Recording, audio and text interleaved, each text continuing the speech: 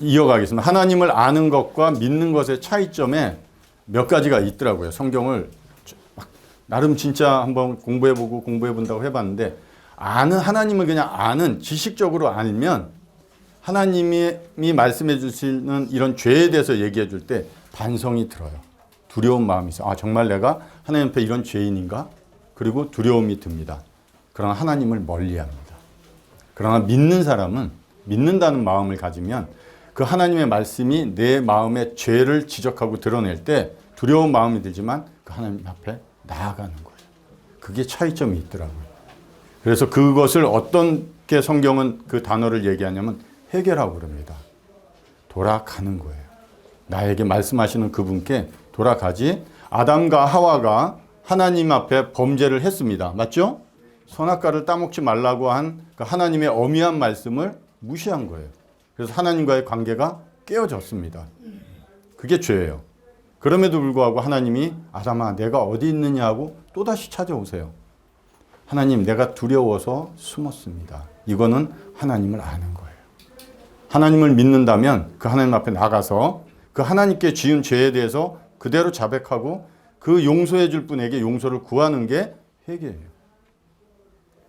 그런 회개의 경험이 성경에서는 많이들 얘기하고 있습니다. 하나님께 대한 회개와 우리 주 예수 그리스도께 대한 믿음을 사도행전 20장에도 항상 얘기를 해주고, 많은 성경에서도 요한이라는 하나님의 선지자가 와서도 첫 번째 한 거, 그리고 예수님이 이 땅에 와서 첫 번째 하신 말씀, 회개하라는 거예요. 굉장히 중요한 단어예요. 그런데 오늘 제가 얘기하는 어떤 이런 회개의 모습이 특정적으로 이런 틀을 만들고 정형화시켜서 모두 이렇게 해야 돼, 이렇게 해야지만 구원받아, 그렇게 얘기할 수는 없어요.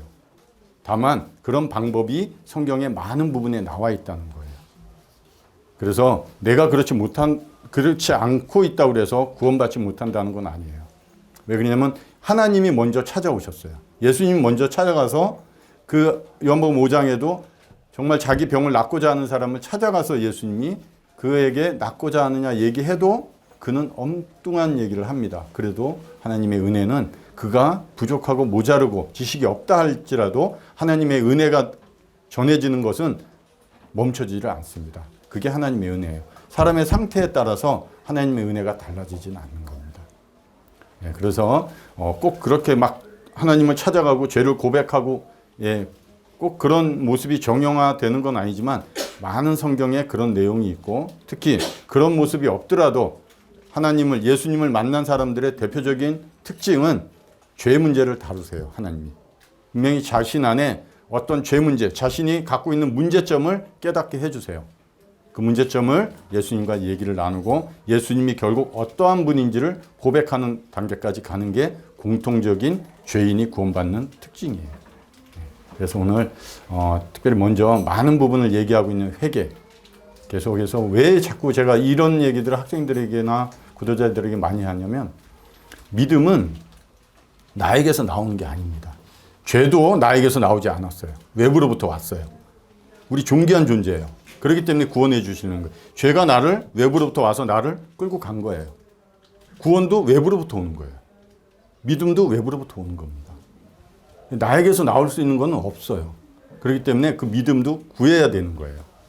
그래서 내가 믿어서 구원받은 건지 믿어져서 구원받은 건지를 잘 생각해 보시면 됩니다. 내가 믿어서 구원받는다는 거면 다시 한번 잘 생각을 해보세요. 왜? 믿음이 나에게서 나오는 게 아니기 때문에 그래요. 좋은 의지 같아요. 내가 오늘은 가서 하나님 말씀 듣고 내가 믿어야지. 내가 오늘부터 믿기로 결심해서 하는 좋은 마음이라도 결국 그것은 나의 의에서 나오는, 나의 열정에서 나오는 거예요. 죄송하지만 그것은 하나님이 이사야 64장 6절에 그것은 너희의 더러운 의, 누더기와 같대요. 하나님이 보실 때 워낙 거룩하시고 깨끗하신 하나님이니까 우리가 나오는 그 의는 하나님이 받을 수가 없어요. 왜? 까만 연탄을 그 깨끗한 물에 넣었다 뺐다 해보세요. 계속 까만 물만 나올 거예요. 그게 디도서에 나오는 말씀이에요. 우리 안에 아무것도 선한 것이 없고 깨끗한 것이 없는 존재예요. 그런 것을 생각하시고 반성하는 자가 아니라 회개하는 자가 됐으면 좋겠다. 나에게 보여주시는 그 문제점을 가지고 하나님 앞에 나갔으면 좋겠다. 이런 생각이 듭니다.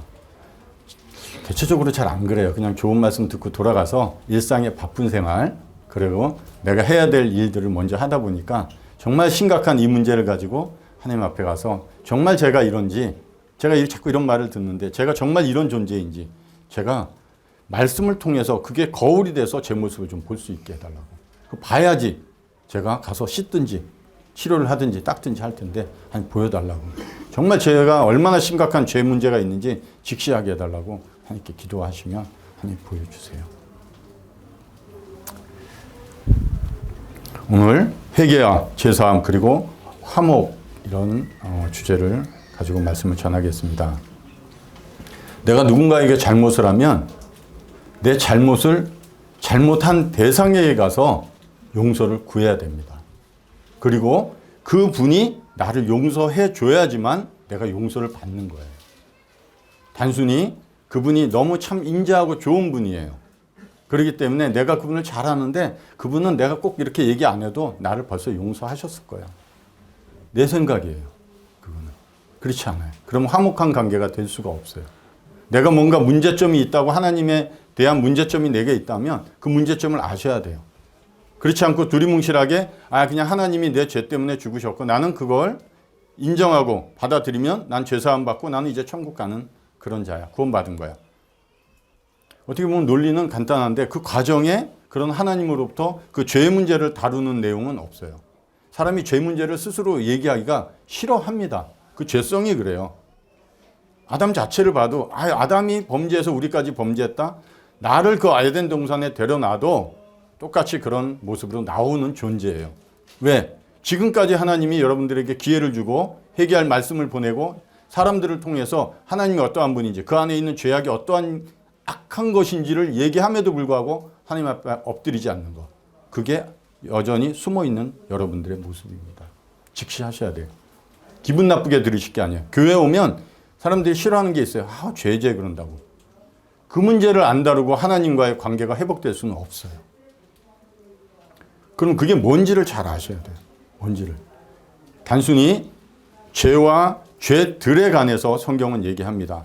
세상의 모든 종교는 죄들에 대해서 얘기를 해주고 있어요. 도덕적, 윤리적, 사람으로서 어떻게 양심을 가진 자가 이렇게 행동할 수 있고 사람들에게 이런 안 좋은 일들을 행할 수 있느냐 하면서 죄들에 대해서 들춰내고 그럼 그 문제를 가지고 자신들이 열심히 종교 생활을 하고 고통을 자신도 감내를 하고 어떤 노력을 해서 그 죄값을 갚아나가라는 게 종교입니다. 오직 기독교만이 죄에 대해서 다루고 있는 거예요. 어디에도 죄를 다루는 곳은 없습니다. 오직 기독교만이 죄를 다루고 있어요. 그걸 잘 아셔야 돼요. 죄가 뭔지를. 자꾸 우리가 인식하다 보면 자꾸 죄들로 빠져가요. 그래서 내 삶을 좀 고귀하게, 조금 남들 보기에 선하게 하나님 앞에 내세울 만한 것을 내세우려고 할 정도로 삶의 변화를 가져오려고 합니다. 내가 방금 얘기했지만 하나님 보실 때 더러운 누더기와 같다. 너무하신 거 아니에요? 그렇지 않아요. 하나님의 거룩과 인간의 차이, 의는 다릅니다. 차원이. 그렇기 때문에 그거를 하나님의 기준대로 인식을 하시고 받아들이시기 바랍니다. 회개 없는 믿음은 없습니다. 우리가 탕자 얘기도 많이 듣지만 탕자가 밖에 나가서 그 고통, 고난 가운데 있으면서 내 아버지 집에 좋은 것이 있고 내 아버지가 얼마나 선하고 좋은 분인지 알지만 그냥 거기서 앉아서 살고 있으면 그 아버지 만날 수 있는 것은 그리고 그 아버지가 준비하신 것을 누릴 수 있는 경험은 없습니다. 이에 일어나 아버지께로 돌아가니 그게 회개입니다. 생각으로만 그치지 마시고요. 정말 그걸 나가가지고 나를 의지적으로 하나님 앞에 무릎 꿇게 하시고 하나님 앞에 기도하시기 바랍니다. 도와주신다는 거예요. 내가 잘못한 분에게 가서 용서를 구하는 게 맞는 거고요. 그분이 용서해 줘야지 용서를 받는 거예요. 그냥 내가 가서 자, 제가 이런 죄를 졌습니다 하고 그냥 아뢰면 그리고 나는 다 아랬으니까 그분이 용서하든지 말든지 그냥 나오는 것은 그거는 화목한 관계가 될 수가 없습니다. 그분이 용서해 줄 때까지 용서를 구하셔야 돼요. 왜? 내 죄가 그만큼 악하다는 거예요. 우리가 별거 아닌 것 같지만 수근수근 남을 비방하는 정도의 수근수근하는 죄 때문에 창조주 하나님이 죽으셔야 되는 거예요. 온 세계 만물이 다 망가졌어요. 그 죄 때문에. 굉장히 비참하고 고통스러운 거예요. 죄는 성경에서 얘기한. 그렇기 때문에 잘 들으시고 잘 이해를 하셔야 됩니다. 그게 나를 조종하고 있고 나를 끌고 가고 있기 때문에 그래요.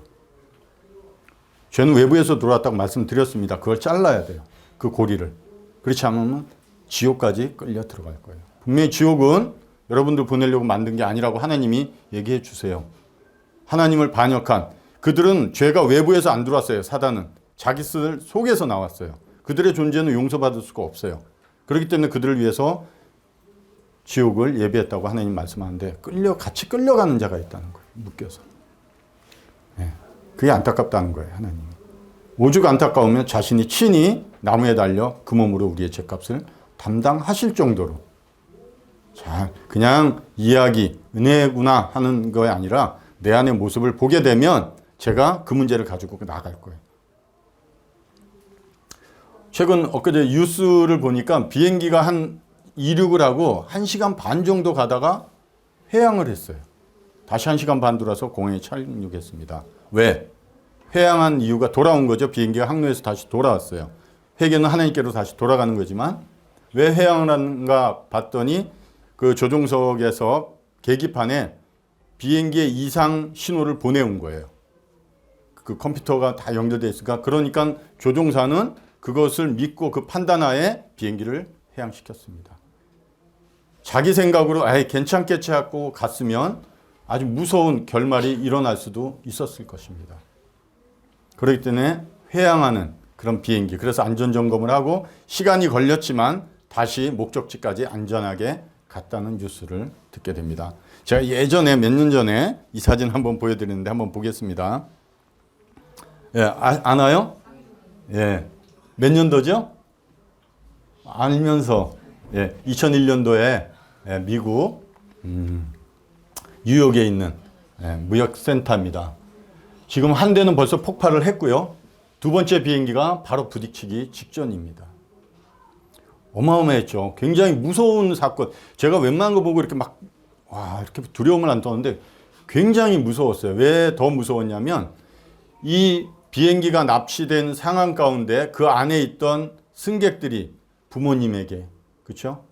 친구에게 전화가 안 되면 문자로. 왜? 그들은 이제 자신들이 살 수 없다는 것을 인지했습니다. 너무 안타까웠죠. 사랑했다고 하고 이제 죽을 날도 아니죠. 얼마 안 남겨놓고 그와 같은 사랑하는 사람들에게 문자나 전화를 하는 내용들이 오니까 더 안타까웠어요. 더 안타까웠어요. 스스로 할 수가 없었어요. 저 사람들은. 왜 비행기가 저렇게 갔을까요? 왜 비행기 저 여객기는 샌프란시스코로 가야 돼요. 목적지는 거기예요. 근데 왜 저와 같이 비참한 비극의 결말을 낳았을까? 항로를 벗어나서 왜 갔나요? 저기 있는 비행기는 왜 절로 갔나요? 이해가 가나요? 예, 조종석을 빼앗기기 때문에 그렇습니다. 비행기의 가장 중요한 곳은 조종석이에요. 그래서 철저하게 보안을 하고 그 철문으로 잠금 상태를 유지하고 있습니다. 저기를 빼앗겼을 경우 이와 같은 일이 벌어집니다. 알카에다 테러 분자들이 저기에 타가지고 조종석을 빼앗았습니다. 무려 3대나. 제가 알기로는 4대가 있는지 모르겠습니다. 그러나 2대가 이와 같이 뉴욕을 향해서 항로를 벗어나서 목적지가 아닌, 목적지로 갔으면 편안하게 안착이 됐겠죠. 목적지가 아닌 이와 같은 고통을 사람들에게 줬습니다. 여객기는 아니지만 비행기 조종석을 칵핏이라고 그럽니다. 닭의 울타리라고 표현들을 해요. 그건 1차 대전 때 조종사들이 아시아에서 가면은 닭싸움 하는 걸 보시죠. 투개장. 거기에서 보면서 그 닭들이 치열하게 그 울타리 안에서 싸우는 것을 보면서 자신들이 전투기 안에서 조종석에서 조종하면서 전쟁을 하고 있는 모습과 거의 같다. 그래서 조종석을 칵핏이라고 그럽니다. 전쟁터예요. 그냥 안전 이런 게 아니라 생과 살을 오가는 곳입니다. 저들은 빼앗겼어요. 빼앗겨 결국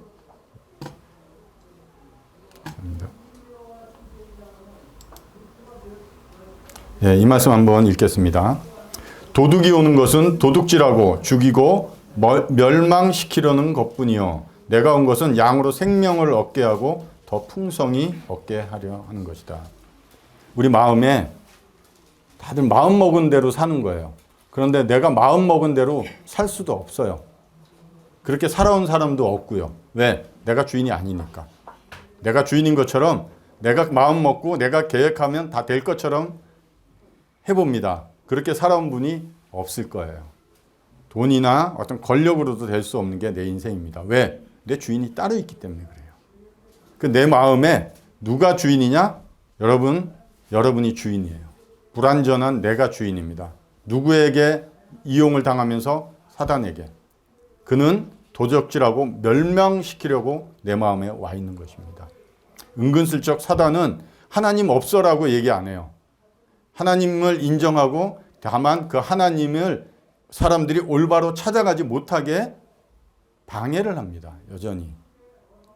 그게 사단이 하는 행위예요. 내가 아직까지 하나님께 못 나가고 있다면 내가 방해받고 있는 거예요. 가리워져 있는 겁니다.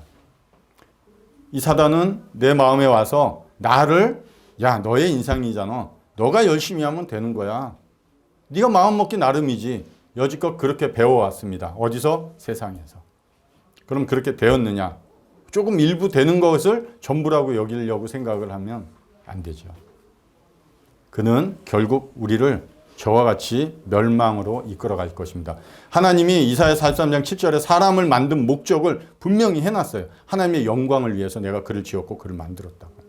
그럼 우리의 삶의 목적은 하나님의 영광을 향해서 가는 거예요.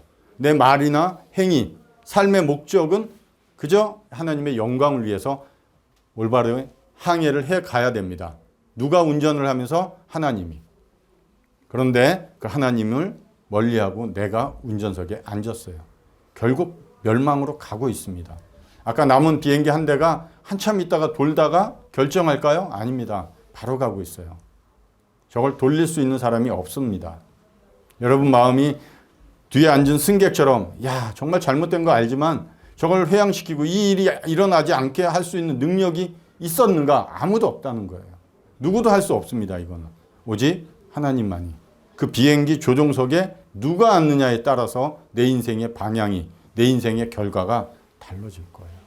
우리 학생들 어리다고 생각하지 마십시오. 죄송한 말씀인데 뉴스를 보면 사건, 사고는 나이와 상관이 없어요.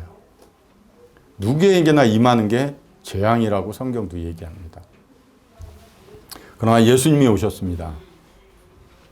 누구도 조종할 수 없고 그 참된 조종사가 왔어요.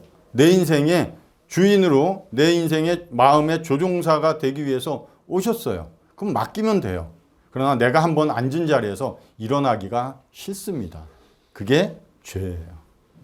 죄를 뭐 이상하게 크게 생각하지 마세요. 내가 원하는 대로 살고 싶으면 그게 죄예요.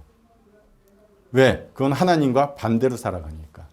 하나님과 떠났고 하나님의 말씀이 지금까지 들렸고 복음반에서 수없이 들었음에도 불구하고 두려워서 숨어있는 분들입니다. 문제를 가지고 나가지 않았어요. 가지고만 나갔어도 하나님이 용서하셨겠죠? 네, 그런 분이에요. 누가 봐도.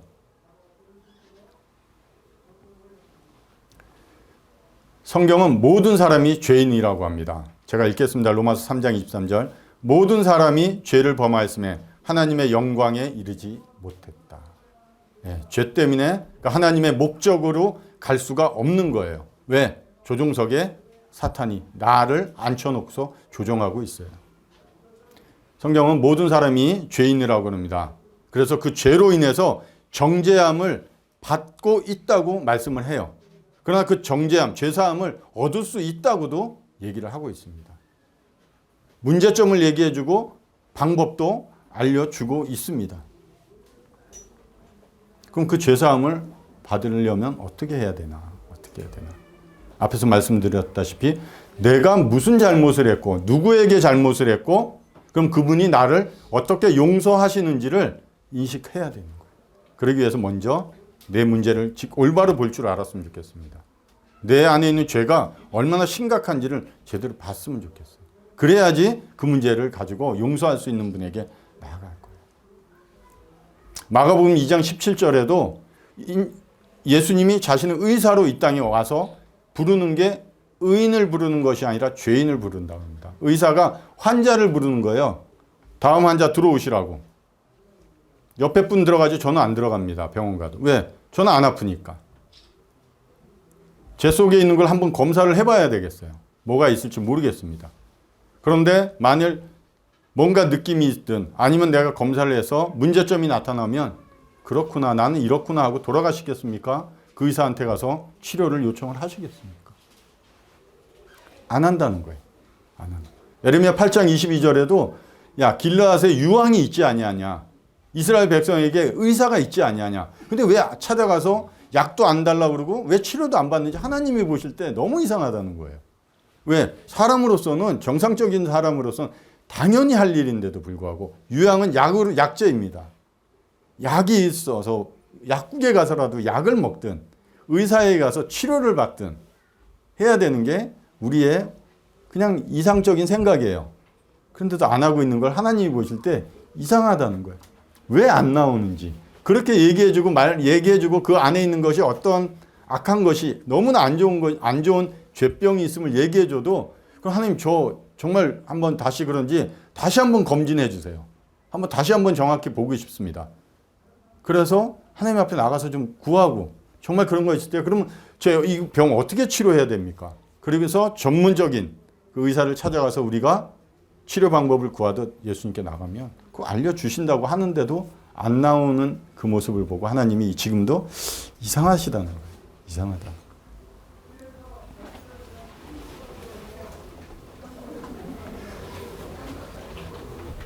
로마서 1장 28절 또한 그들이 마음에 하나님 두기를 싫어하며 하나님께서 그들을 그 상실한 마음대로 내버려 두사 합당하지 못한 일을 하게 하셨으니. 지금 심각합니다. 조종석에 너 말고 나오라고 내가 들어가겠다고 하나님이 얘기함에도 불구하고 괜찮으시다고 제가 하겠다고 하는 게 이게 죄예요. 여전히.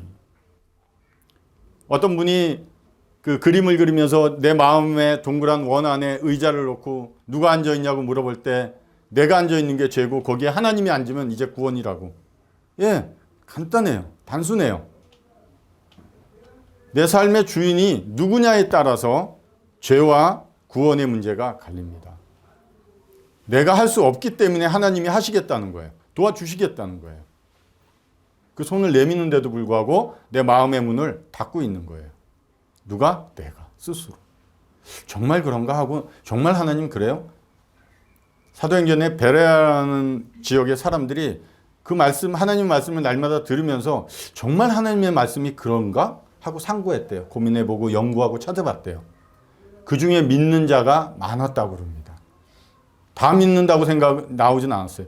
그 중에 믿는 자가 많았다는 거예요. 정말 하나님의 말씀이 이와 같습니까? 제가 이런 자입니까? 하고 말씀 붙들고 하나님 앞에 기도해 보시면 그렇다는 거예요. 시편 32편 5절 내가 이르기를 내 허물을 여호와께 자복하리라 하고 주께 내 죄를 아뢰고 내 죄악을 숨기지 아니하였더니 곧 주께서 내 죄악을 사하셨나이다. 자복하리라 하고 생각만으로 그치면 생각이에요. 변함이 없어요. 그 자리에 있는 거예요. 네. 내가 어디 가면 좋은 게 있고 어디 가면 뭐가 있고 가보고 싶은 생각 많아요. 그러나 내가 늘 방콕만 하면 그 사람은 방콕이에요. 그냥 좋은 생각만 가지고 있는 거예요. 내 삶의 변화, 내 삶의 경험은 일어날 수가 없습니다. 내 허물은 우리 안에 이제 어떻게 보면 뱀의 껍질처럼 내 안에서 나오는 것들이에요. 내 행동, 삶의 모습, 언행을 보면 내가 내 안에 죄가 있다는 걸 알 수 있습니다. 그런 것부터 가지고 나가서 하나님, 제가 이런 것을 보면서 별거 아니라고 생각했는데 이게 내 안에 있는 죄로부터 나오는 것이군요. 하나님, 제 안의 죄를 올바로 볼 수 있도록 용기도 주시고 직시할 수 있는 눈을 뜨게 해달라. 그럴 때 내 죄를 아뢰게 됩니다. 그리고 숨기지 않는다. 시편 90편 8절에도 은밀한 죄까지 하나님이 자신의 눈 앞에 두셨대요. 내가 숨길 수 있는 거라고 생각했던, 사람들은 모르는 그 은밀한 죄까지도 하나님은 자신의 얼굴 앞에 두셨다고 그래요. 내 죄가 하나님은 다 아신다는 거예요. 그러듯이 숨길 이유도 없고 모르면 모른다고 시편 145편 8절에 가서 솔직한 기도를 하시라고, 그러면 도와주겠다고 하나님이 지금도 말씀하시고 기회를 주시는 겁니다. 하나님이 용서하셔야지 곧 주께서 내 죄악을 사하셨나이다. 그분이 용서를 해 주셔야지 내 죄가 용서되는 겁니다. 그냥 아뢰는 것으로 끝나지 말고 기다리십시오. 그분이 내 죄를 용서하셨다는 그 말씀이 나올 때까지 기다리십시오. 인내도 필요합니다. 요한일서 1장 9절, 만일 우리가 우리 죄를 자백하면 그는 미쁘시고 의로우사 우리 죄를 사하시며 우리를 모든 불의에서 깨끗하게 하실 것이요. 미쁘시다, 믿을만 하시다는 거예요. 신뢰하셔도 됩니다. 내가 이런 거 하면 돼? 예, 됩니다.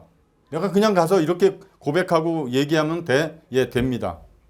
만일 우리가 이런 다수의 이렇게 사람들을 향해서 얘기하지만, 만일 내가 내 죄를 자백하면이에요.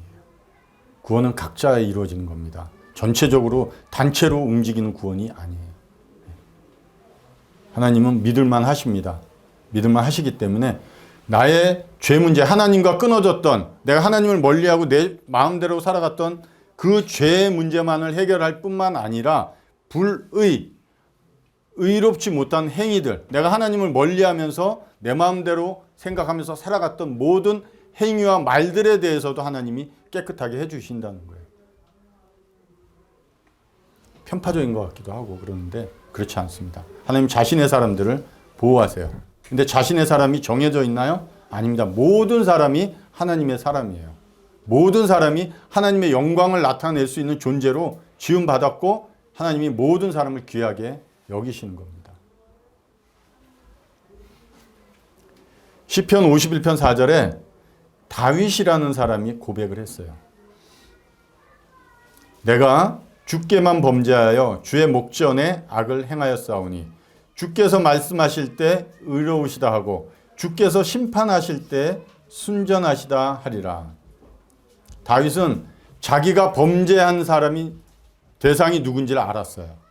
이거 다음에 또 한번 하겠지만 이 시는 누가 쓴 시냐면 세상에서 악하고 악한 어떤 사람이 쓴 시예요. 저도 이렇게 악하진 않아요. 아주 악하고 악한 사람이에요. 남의 아내를, 그리고 남의 자기 부하를 그 살인 교사죄로 죽이면서까지 살았던 한 사람의 고백입니다. 자기가 범죄한 그 죄가 그 사람에게만 해당되는 것이 아니라 하나님에게 자기가 범죄하고 있다는 것을 아는 거예요. 내가 누구에게 고통을 주고 잘못을 했다면 그 상대에게 가서 사과하는 게 맞아요. 그러나 우리의 모든 죄의 문제는 하나님께 먼저 고통을 주는 거예요. 하나님이 먼저 우리의 죄의 용서함을 하셔야 돼요. 어떻게 이것을 좀 비유로 할까 했는데 제가 예전에 잘못한 게 있었어요. 어릴 때 하나님 안 믿었으니까 얘네들보다 조금 클 때 이렇게 잘못을 많이 했어요. 그래서 어디 이렇게 잡혀갔어요. 잡혀가서 이러고 무서워서 이러고 있는데 그 상대편 맞은 사람한테 가서 용서도 구했어요. 잘못했다, 미안하다. 그리고 그 부모님한테도 용서하고. 근데 우리 부모님이 오셨어요. 내가 때린 사람은 얘예요. 근데 내가 부모님한테 가서 뭐라고 그랬겠습니까? 부모님 잘못했습니다. 그게 하나님과 나와 관계가 이어진 믿음을 가진 사람들의 특징이에요. 내가 하나님을 믿고 신뢰하고 그 믿음이 나에게 있다면 나의 이 죄 문제를 가지고 누구에게 먼저 나가야 되냐면 하나님께 먼저 나가셔야 돼요. 그분께 잘못했다고 고백하셔야 돼요. 그게 믿음의 특징입니다. 두려워 숨을 필요가 없어요. 네, 그분은 자신의 아들을 내어주시면서까지 나를 사랑하시는 분이기 때문에 그래요. 그렇게만 말로만 사랑하셨나요? 그러면 그 경찰서에서 법적인 문제는 어떻게 해결해야 될까요? 그 법적인 문제까지 우리는 사람이니까 이 땅에서 그 법적인 문제를 각자 받아야 되겠지만 하나님 앞에서의 그 율법의 법적인 문제, 사형을 받아야 될 그 문제를 하나님 자신의 아들을 통해서 이루셨다는 거예요. 그거가 있기 때문에 은혜예요. 그냥 단순히 하나님이 나를 사랑하니까 그래 용서해 줄 수 있어요. 하나님은. 왜? 사랑하는 존재들이니까. 하나님은 용서해요. 그러나 법적인 문제에서는 어떻게 용서를 받으시겠어요? 사형인데. 지옥에 가야 되는데. 그 문제를 아드님에게 맡기신 거예요. 그리고 하나님께 나오는 우리에게 모든 문제를 다 하나님께서 준비하시고 이루어 주셨고 우리에게 선물로 주신 것이 은혜라고 말씀하고 있는 겁니다.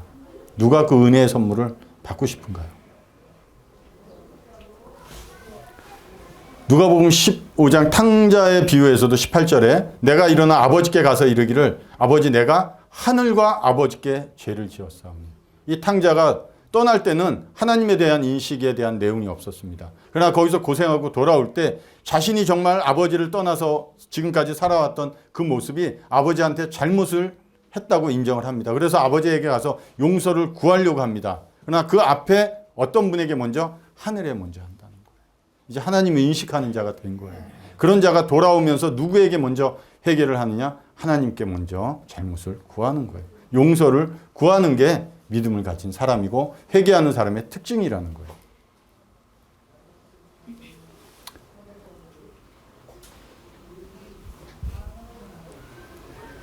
마지막 말씀 나누겠습니다. 이사야 55장 7절 악인은 그 길을 불의한 자는 그 생각을 버리고 여호와께로 돌아오라. 그리하면 그가 긍휼히 여기시리라. 우리 하나님께로 나오라. 그가 널리 용서하시리라. 예, 내가 가는 길, 내가 생각하고 계획했던 가는 길이 죄예요. 우리가 하나님을 믿고 구원받고자 하는데 가장 큰 방해가 내 생각이에요. 내 생각. 많은 사단이 방해하는 여러 환경도 있지만 정작 가장 어렵게 만드는 건 내 생각이에요. 딱 들어옵니다. 생각이 들어오면 마음으로 내려가요. 믿음이 생각으로 들어와서 마음으로 내려가야 되는데 그건 잘 안 가고 어떤 사탄이 주는 건 빨리도 내려가는 것 같아요. G코스예요. 그냥 들어갔다 바로 내려가는 것 같아요. 그게 딱 마음에 들어오면 또아리를 들듯이 딱 뿌리를 내리면 안 빠져요. 빼내기 굉장히 힘듭니다. 이거. 그걸 버리라는 거예요. 내가 버릴 수 있는가? 내가 하던 행위, 삶의 모습들, 가치관들 버릴 수 있는가? 그렇지 않다는 거예요. 하나님이 해주시겠다는 거예요. 그런 것을 정리하고 내가 뭔가 착하고 선한 삶을 가지고 하나님 옆에 나오라는 게 아니라 그대로 나오라는 거예요. 지금 네가 하고 있는 그 생각에서 돌이키라는 거예요. 그 마음에서 돌이키라는 거예요. 안 그러면 비행기가 그 빌딩을 향해서 가서 결말이 어떠한 것인지를 얘기를 해 주신 거예요.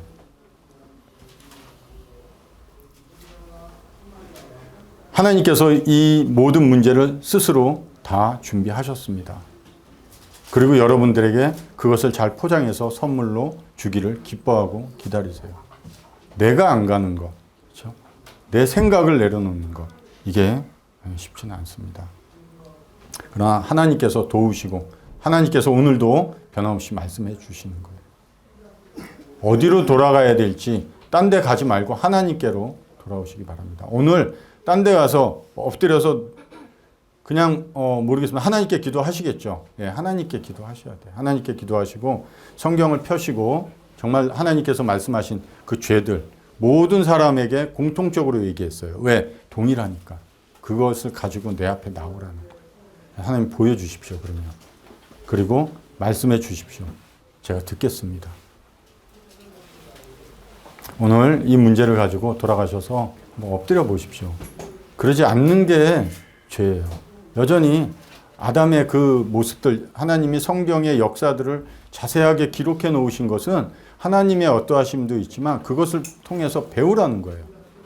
형이 혼나고 있으면 동생은 그 형의 혼나는 모습을 보고 그 잘못을 저지르려고 안 해요. 보고 배우니까.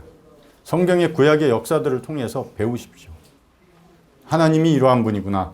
어떨 땐 이렇게 했고 어떨 땐 이렇게 하시는구나. 자세하게 알려놓으셨어요. 어려워하지 마시고 보시고. 그리고 정말 내 안에 이게 어떻게 해결하면 좋을까 그러면 이 문제는. 봐도 잘 이해가 안 되면 찾아오십시오. 요새는 뭐 줌도 잘 되니까 줌 키시고 찾아오십시오. 그냥 돌아가서 놀지만 마시고 우리 학생들. 아시겠죠? 예. 제발 그러시기 바랍니다. 에스겔서 33장에 얘기했듯이 그냥 오늘 좋은 노래 하나 들었다 박수치고 돌아가는 방청객이 되지 않았으면 좋겠습니다. 기도하고 마치겠습니다.